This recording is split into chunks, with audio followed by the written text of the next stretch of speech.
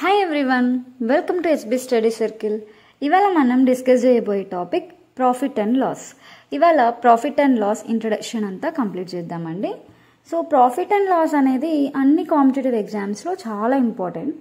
So ఈ topic జనరల్గా ఎవరికైనా బిజినెస్ లైక్ జనరల్ స్టోర్స్ కానీ, ఇలా ఏమైనా షాప్స్ ఉన్న వాళ్ళు కానీ, అలా పేరెంట్స్కి షాప్స్ ఏమైనా ఉంటాయి కదా, ఆ షాప్స్లో ఇన్వాల్వ్ అవుతున్న పిల్లలకైతే ఇంకా బాగా అర్థమవుతుందండి.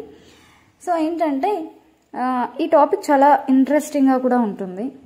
బిజినెస్ పైన కూడా మంచి అవగాహన అనేది పెంచుకోవచ్చు మనం ప్రాఫిట్ అండ్ లాస్ గురించి డిస్కస్ చేస్తే. So first of all profit and loss, right? Profit and loss అనేది జనరల్గా పర్సంటేజ్ టాపిక్ ఉంది కదా, పర్సంటేజ్ ప్రాఫిట్ అండ్ లాస్ రెండు వేరు అని మనం చెప్పాల్సిన అవసరం లేదు. ఎందుకంటే అక్కడ పర్సంటేజ్ ఇంక్రీజ్, పర్సంటేజ్ డిక్రీజ్. ఇక్కడ ప్రాఫిట్ అంటే ఇంక్రీజ్, లాస్ అంటే డిక్రీజ్, రైట్? ఇక్కడ చూసారా సింబల్ ఈ పిక్లో, ప్రాఫిట్ అంటే ఇంక్రీజ్, లాస్ అంటే డిక్రీజ్. జనరల్గా మనం లైక్ ఇప్పుడు నేను ఇక్కడ ఒక ఎగ్జాంపుల్ తీసుకుంటున్నాను. ఈ కోల్గేట్ పేస్ట్, ఈ పేస్ట్ ఇక్కడ ఏం చూపిస్తుంది మనకు? ఎంఆర్పి ప్రైస్ అంటాం. జనరల్గా మనం ఒక షాప్కి వెళ్తాము, ఆ షాప్కి వెళ్ళిన తర్వాత ఒక పేస్ట్ అడిగితే 20 రూపీస్ పేస్ట్ అనేది మనం కొనుక్కుంటాం కదా, ఆ 20 రూపీస్ పేస్ట్ అనేది ఆ జనరల్ స్టోర్ వాడు అమ్ముతున్నాడు, రైట్? అమ్ముతున్నాడు అంటే అతనికి ఆ పేస్ట్ ఎంత ప్రాఫిట్ వచ్చింది, ఎంత లాస్ వచ్చింది, ఏంటి, what is the background about that paste. Suppose ఇప్పుడు నాకే ఒక జనరల్ స్టోర్ ఉందనుకోండి, నేను జనరల్గా ఈ బిజినెస్ అనేది ఎలా జరుగుతుందండి, నేను ఒక జనరల్ స్టోర్ పెట్టాను. ఫస్ట్ ఆఫ్ ఆల్ నేను జనరల్ స్టోర్లో కావాల్సిన గ్రాసరీ పర్పస్ అంతా కూడా నేను ఒక హోల్సేల్ షాప్కి వెళ్తాను. హోల్సేల్ షాప్కి వెళ్ళి మొత్తం ఆ ప్రోడక్ట్స్ అన్నీ నేను కొంటాను, రైట్? ఆ ప్రోడక్ట్స్ అన్నీ నేను కొనుక్కొని షాప్కి తీసుకొస్తాను. ఫర్ ఎగ్జాంపుల్ నేను ఒక పేస్ట్ తీసుకున్నాను అనుకోండి, 1 సెకండ్. నేను ఇక్కడ ఈ పేస్ట్ నేను హోల్సేల్ షాప్లో కొనుక్కొని వచ్చిన. ఎంత కొనుక్కొని వచ్చిన? ఒక 17 రూపీస్కి కొనుక్కొని వచ్చిన. 17 రూపీస్కి కొనుక్కొని ఎంఆర్పి ఎంత ఉంది? 20. నేను రీటైల్, ఇది హోల్సేల్ రీటైల్ మీకు ఐడియా ఉంటుంది, రీటైల్ ప్రైజా హోల్సేల్ ప్రైజా అని చెప్పేసి. హోల్సేల్ వచ్చేసి 17 రూపీస్కి నేను కొనుక్కొని వచ్చాను. నేను రీటైల్ అంటే నేను అమ్మేది 20 రూపీస్, అంతే కదా? ఎందుకంటే ప్రాఫిట్ లేకుండా బిజినెస్ అనేది ఎవరు చేయరు, రైట్? సో ఇక్కడ ఏం జరుగుతుంది, నేను 17 రూపీస్కి పేస్ట్ కొనుక్కొని వచ్చి 20 రూపీస్కి అమ్ముతున్నానంటే నాకు ప్రాఫిటా లాసా? నాకు లాభం వచ్చిందా నష్టం వచ్చిందా? లాభం వచ్చింది. ఎంత లాభం వచ్చింది? 3 రూపీస్ లాభం వచ్చింది, అంతే కదా? ఇది ఇలా చెప్పేటప్పుడు చాలా ఈజీగా ఉంటుంది. అండ్ బిజినెస్ చేసే వాళ్ళైతే ఇంకా ఈజీగా ప్రాఫిట్ అండ్ లాస్ క్యాలిక్యులేషన్ పరంగా లైక్ సబ్జెక్ట్ పరంగా ప్రాఫిట్ అండ్ లాస్ అనే టాపిక్ కొంచెం డిఫికల్టీ అనేలాగా ఫీల్ అవుతారు. బట్ ఇది బిజినెస్ చేసే వాళ్ళైతే చాలా ఈజీగా నోటు లెక్కలు వేసేస్తారండి వాళ్ళైతే. సో ఇప్పుడు నేను ఈ పేస్ట్ అనేది 17 రూపీస్కి తీసుకొని 20 రూపీస్కి నేను అమ్మిన, 3 రూపీస్ నాకు ప్రాఫిట్ వచ్చింది. ఒకవేళ నేను 17 రూపీస్కి తెచ్చి 16 రూపీస్కి అమ్మితే ఎలా అమ్ముతాను? 16 రూపీస్ అంటే నాకు 1 రూపీ లాస్ అయింది. So how can I sell for making loss, right? So ఇక్కడ కొన్ని టర్మ్స్ మనం యూజ్ చేస్తాం. ఇందులో సబ్జెక్ట్ పరంగా తీసుకుంటే మనం ఇక్కడ ఏమేమి ఉంటాయంటే cost price, selling price, profit, loss, profit percentage, loss percentage, market price and finally discount, right? ఇప్పుడు మనం అన్ని డిస్కస్ చేసాం. CP, SP, profit, loss. CP, SP అంటే ఏం లేదండి, ఇప్పుడు ఇక్కడ సిపి కాస్ట్ ప్రైస్ అంటాం. నేను ఇంతకుముందు చెప్పాను కదా, హోల్సేల్లో నేను ఒక ప్రోడక్ట్ కొన్నాను, నేను ఈ పేస్ట్ 17 రూపీస్కి కొనుక్కొని వచ్చినాను, that is nothing but CP. And నేను ఈ పేస్ట్ని 20 రూపీస్కి అమ్ముతున్నా, that is nothing but selling price. నేను సెల్లింగ్ ప్రైస్ 20 రూపీస్కి అమ్ముతున్నా, కానీ ఇక్కడ మధ్యలో మార్కెట్ ప్రైస్ అనేది ఒకటి వచ్చింది. Market price is nothing but MRP, discount. ఇదే పేస్ట్ నేను తీసుకుంటే నేను 17 రూపీస్ కొనుక్కొని వచ్చిన, రైట్? వాడు ఏమంటాడు, ఈ పేస్ట్ మీద ఇక్కడెక్కడో డిస్కౌంట్ అని రాస్తాడు. డిస్కౌంట్ ఎంత పర్సెంటేజ్? 10% డిస్కౌంట్ అంటాడు, రైట్? మీరు అడుగుతారు, ఇప్పుడు షాప్కి వస్తారు నా దగ్గరికి, నాకు 20 రూపీస్ పేస్ట్ కావాలి అని అడిగితే ఇక్కడ డిస్కౌంట్ ఉంది కదా, నేను డిస్కౌంట్ ఉంది కదా 10 రూపీస్, సో డిస్కౌంట్ 10 రూపీస్ అంటే 20 మార్కెట్ ప్రైస్లో. ఇక్కడ ఎంఆర్పిలో 10% ఎంత 2 కదా. సో 2 రూపీస్ మైనస్ చేస్తాం అంటే 20లో 2 పోతే 18. నాకు ప్రాఫిట్ వచ్చిందా లాస్ వచ్చిందా? నేను 17కి కొన్నా, 1 రూపీ ప్రాఫిటే వచ్చింది కదా, లాస్ అయితే రాలేదు కదా. సో అలా డిస్కౌంట్ అనేది అలా మేనేజబుల్ అవుతుంది. సో ఇక్కడ మార్కెట్ ప్రైస్ అంటే ఏంటంటే ఆ ఇచ్చిన పేస్ట్ పైన ఉన్న ఎంఆర్పి అని షో చేస్తూ ఉండేదే మార్కెట్ ప్రైస్. సమ్ టైమ్స్ కొన్ని ప్రోడక్ట్స్ పైన డిస్కౌంట్స్ వస్తుంటాయి. ఆ discount is nothing but some percentage అని చెప్తాడు. ఆ పర్సెంటేజ్ని ఆ టోటల్ ఎంఆర్పి ప్రైస్లో నుంచి తీసేస్తే వచ్చే ఆ వాల్యూ ఏదైతే ఉంటుందో, ఆ అమౌంట్ ఏదైతే ఉంటుందో ఖచ్చితంగా మనం ఎంతకైతే కొన్నామో సెల్లింగ్ ప్రైస్ కాస్ట్ ప్రైస్ మనం కొనుక్కొని వచ్చింటాం కదా పేస్ట్, ఆ పేస్ట్ ఎంతైతే కొంటామో దానికన్నా డిస్కౌంట్ చేసి కూడా మనకు ప్రాఫిట్ అనేది వచ్చేలాగా చేసుకుంటాం. That is the business, right. ఇక్కడ ఇందులో మరి టోటల్గా ఈ పేస్ట్ చూసుకుంటే నేను ఇక్కడ డిస్కౌంట్ 10% అని రాశాను కదా. సో ఇందులో సిపి ఏమవుతుందంటే నేను తెచ్చిన ప్రైస్ 17, రైట్. తర్వాత ఇక్కడ నేను డిస్కౌంట్ ఎంత అవుతుంది, 10% discount is nothing but 2 rupees. Selling price నేను ఎంతకు అమ్ముతున్నా, 20 రూపీస్కి అమ్ముతున్నా. మార్కెట్ ప్రైస్ కూడా ఎంత ఉంది, 20నే ఉంది, రైట్. నెక్స్ట్ సో ఇక్కడ నాకు ప్రాఫిట్ ఎంత వస్తుంది, 3 రూపీస్ వస్తుంది. సో ఒకవేళ ఇక్కడ ప్రాఫిట్ పర్సెంటేజ్ కనుక్కోమంటే ఇలా తెలుసా, ఒకవేళ మనం ఇక్కడ ప్రాఫిట్ పర్సెంటేజ్ కానీ లాస్ పర్సెంటేజ్ కానీ it is the based on CP అనమాట. కాస్ట్ ప్రైస్ని బేస్ చేసుకునే మనం ప్రాఫిట్ పర్సెంటేజ్ లాస్ పర్సెంటేజ్ కనుక్కుంటాం. సో అది ఎలా అనేది నేను నెక్స్ట్ కొన్ని క్వశ్చన్స్ చెప్పేటప్పుడు డిస్కస్ చేస్తానండి. నెక్స్ట్ సో ఇప్పుడు ఈ CP, discount, cost price, selling price అర్థమైంది కదండి. సమ్ టైమ్స్ డిస్కౌంట్కి అదర్ నేమ్స్ ఉంటాయండి. రీబేట్, జనరల్గా మనకు కొన్ని ప్రోడక్ట్స్ పైన డిస్కౌంట్ అని రాయకుండా రీబేట్ అని రాస్తుంటారు, రైట్. రీబేట్ అన్నా డిస్కౌంటే, డిస్కౌంట్ అన్నా reduced. Rebate is nothing but reduced, right. So questions ఇచ్చేటప్పుడు రీబేట్ అని కూడా ఇచ్చినప్పుడు మనం అది డిస్కౌంట్లోకి మనం కన్సిడర్ చేసుకోవాలి, రైట్. సో ఇప్పుడు సిపి జనరల్ వేలో మనకు నేను ఇంకా సబ్జెక్ట్లోకి వెళ్ళలేదు. జనరల్గా మనకు ఈ కాస్ట్ ప్రైస్ ఏంటి, సెల్లింగ్ ప్రైస్ ఏంటి, అసలు బిజినెస్లో ఈ డిస్కౌంట్ ఏంటి, మార్కెట్ ప్రైస్ ఏంటి, రైట్, ఇవన్నీ ఎలా ఉంటుంది. సో ఇలా సిపి అంటే మనం కొనుక్కొని మనం ఆ ప్రోడక్ట్ని ఎంతకైతే కొన్నామో అది సిపి అవుతుంది. మనం ఎంతకైతే అమ్ముతున్నామో అది ఎస్పి అవుతుంది. డిస్కౌంట్ అంటే ఆ ప్రోడక్ట్ పైన ఏదైనా డిస్కౌంట్ ఉంటే ఇంత పర్సెంటేజ్ అని ఉంటుంది, ఆ పర్సెంటేజ్ని దాంట్లో తీసేసి అమ్ముతున్నాం, రైట్. సో అలా నెక్స్ట్ కొన్ని క్వశ్చన్స్ ఉన్నాయి ఇక్కడ. క్వశ్చన్స్కి వెళ్ళే ముందు మనం సిపి క్వశ్చన్ పరంగా చూసుకుంటే సిపి ఆల్వేస్ 100% అనుకుంటాం. మన క్వశ్చన్ పరంగా ఎందుకు 100% ఆల్వేస్ అంటున్నానంటే మనం కాస్ట్ ప్రైస్ని ఎప్పుడు 100%గా తీసుకుంటే క్యాలిక్యులేషన్ పార్ట్ ఈజీ అవుతుంది. Sometimes it depends on క్వశ్చన్స్ని బేస్ చేసుకొని మనము సమ్ టైమ్స్ ఎస్పీ 100% అవ్వచ్చు, సమ్ టైమ్స్ మార్కెట్ ప్రైస్ కూడా 100% అవ్వచ్చు, okay. So it depends on questions అనమాట. సో ఇక్కడ ఆల్వేస్ 100% అనేది ఏంటి అనేది ఈ క్వశ్చన్ ఒకసారి చేస్తే మనకు అర్థమవుతుంది. See here. ఇంకొకటి జనరల్గా మనకు ప్రాఫిట్ అంటే ఏంటి, మనము ఎస్పి సెల్లింగ్ ప్రైస్లో నుంచి కాస్ట్ ప్రైస్ని తీసేస్తే వచ్చేదే కదా ప్రాఫిట్. ఇప్పుడు నేను ఏం చేశాను, సెల్లింగ్ ప్రైస్ 20కి పేస్ట్ అమ్మితే అందులో నేను కొన్న కాస్ట్ ఎంత 17 రూపీస్కి కొంటే నాకు వచ్చిన ప్రాఫిట్ ఎంత 3 రూపీస్ కదా. ఇక్కడ ఇది సెల్లింగ్ ప్రైస్, ఇది cost price, that is nothing but profit. అదే మనకు లాస్ అయితే cost price minus selling price, అంతే కదా.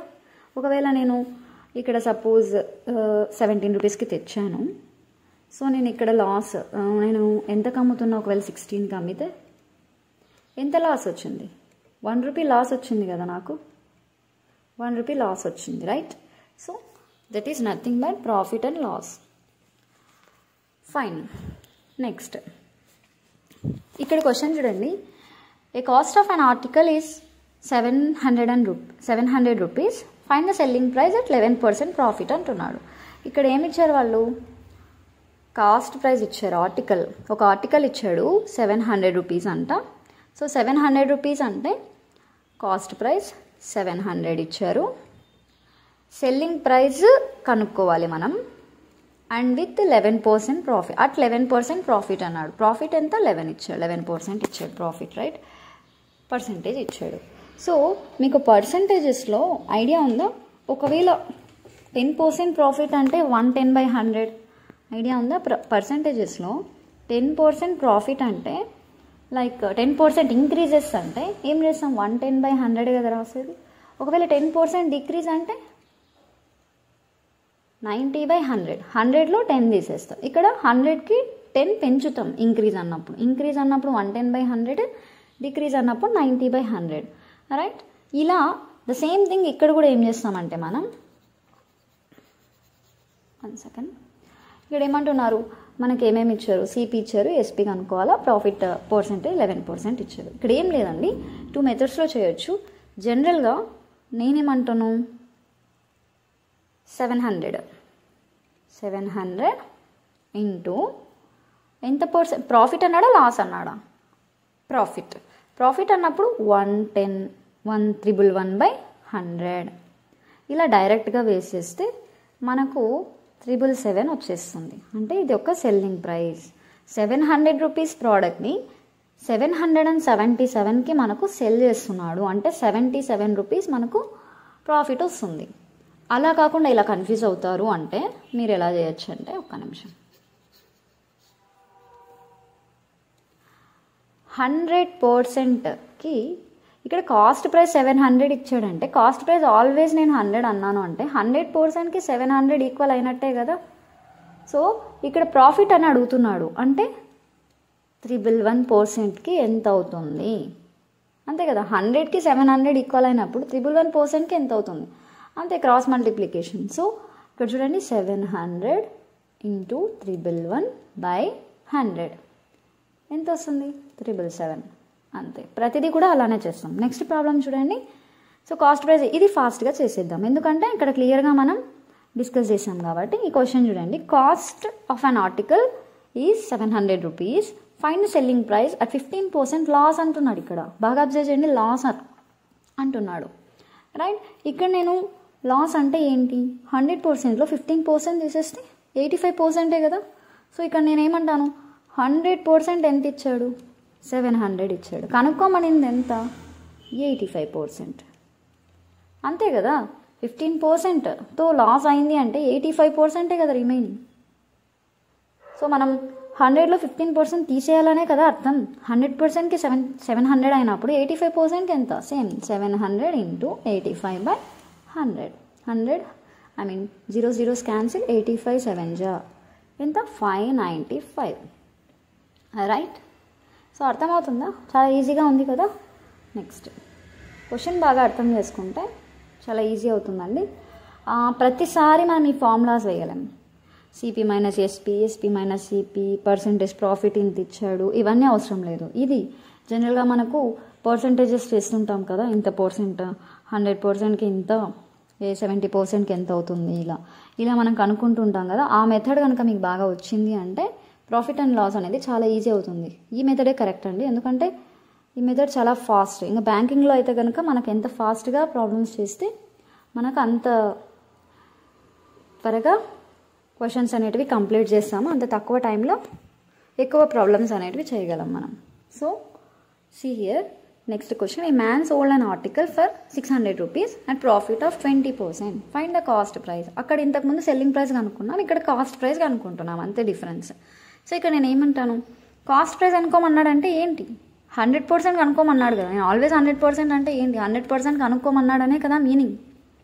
సో మనకు ఇక్కడ చాలా ఇంపార్టెంట్, ఎంత పర్సెంటేజ్ కనుక్కోవాలి అనేది ఇంపార్టెంట్. ఇలాంటి క్వశ్చన్స్ కొంచెం కన్ఫ్యూజ్ అవుతారు, ఎందుకంటే ఇక్కడ కాస్ట్ ప్రైస్ అడిగినప్పుడు, సెల్లింగ్ ప్రైస్ అడిగినప్పుడు చాలా ఈజీగా ఉంటుంది. కాస్ట్ ప్రైస్ అడిగినప్పుడు ఎలా ఉంటుందంటే ఈ 20% అనేది ఎక్కడ వేసుకోవాలి అనేది క్వశ్చన్ క్యాలిక్యులేటెడ్ వేలో కాకుండా అర్థం చేసుకొని ఒక బిజినెస్ వేలో, అంటే నేను ఈ ఆర్టికల్ని ఇంతకు అమ్మితే మీరు ఒక బిజినెస్ మ్యాన్ లాగా ఆలోచించి ఈ ఆర్టికల్ నేను ఇంతకు అమ్మితే నాకు ఇంత ప్రాఫిట్ వచ్చింది, ఇంత పర్సంటేజ్ ప్రాఫిట్ వచ్చింది అంటే నేను ఎంత కొనుక్కొని వచ్చాను, ఎంత కొన్నాను, ఎంతకు అమ్మాను.